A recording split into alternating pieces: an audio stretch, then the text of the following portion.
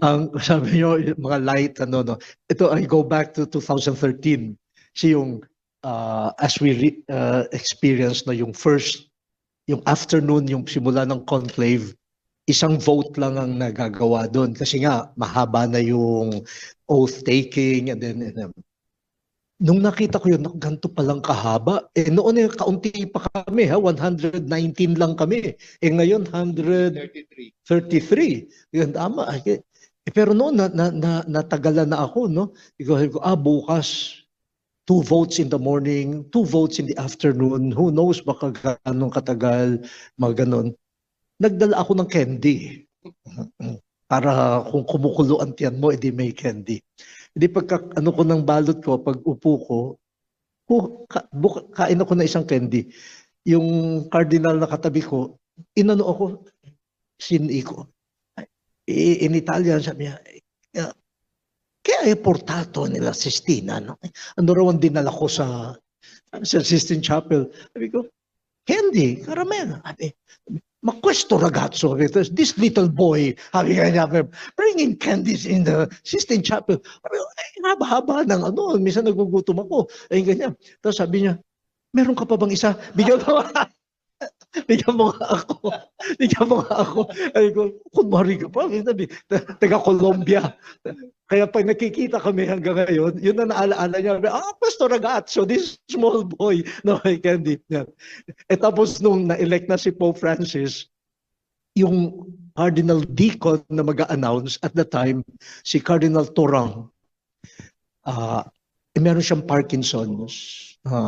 Tapos yung speech niya medyo affected. Nung papalabas na kami, ano siya, tapos sabi niya sa akin, kumapit sa akin, sabi niya, natakot ako, baka hindi marinig ng mga tao ang boses ko, baka hindi malinaw, mga kalmado ka lang, Eminence, kalmado ka lang. Dumukot ako na naman ng candy. Diba? Kumain ka ng candy. Para ma-relax ka. Ngayon din, lagi ako may baong candy. Meron na naman ako. Ikatabi ko nga si Cardinal Prevost. Nung humihinga-hinga na siya ng gusto mo ng candy? Gusto mo ng candy? Sige, bigyan mo ako ng isa. Yan Yan ang unang act of charity ko sa Pansa Santo Papa. So may mga ganung moments.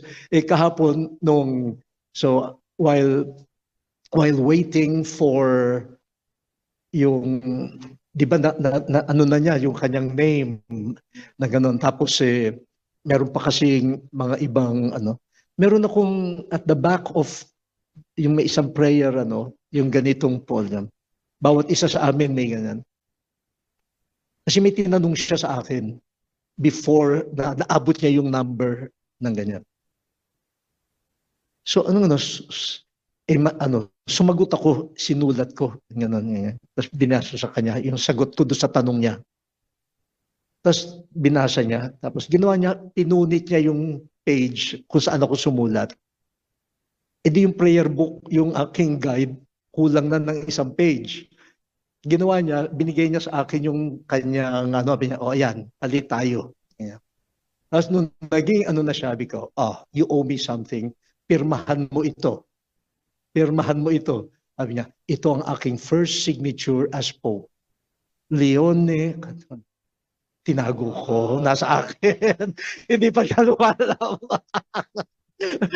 Tinago ko. May pirmahan pa kami hapon. Ganoon. So, nangyayari nga, and you have to show, lalo na sa kanya, yung humanity ba? Kasi you know how tayo nga diocese ang hawak natin, ang bigat-bigat namin. Ngayon, isang dicastery, ang bigat-bigat na. Pero imagine with all